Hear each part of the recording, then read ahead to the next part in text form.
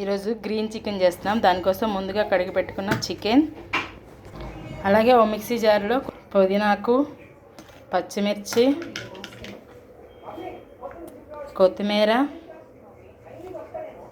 అల్లం వెల్లుల్లిపాయలు, దీంట్లో కొంచెం వాటర్ పోసి దీన్ని మెత్తగా పేస్ట్ చేసుకోవాలి. ఇప్పుడు మిక్సీ పట్టుకున్న పేస్ట్ని చికెన్లో వేసుకోవాలి.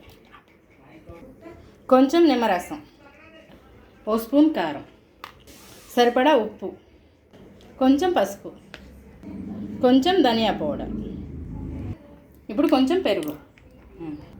దీన్ని బాగా మిక్స్ చేసుకొని ఒక 10 మినిట్స్ పక్కన పెట్టాలి.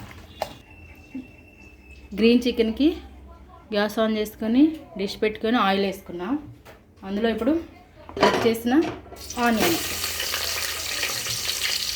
అలాగే పచ్చిమిర్చి, కొంచెం కరివేపాకు, ఇప్పుడు మనం ముందుగా కలిపెట్టుకున్న చికెన్.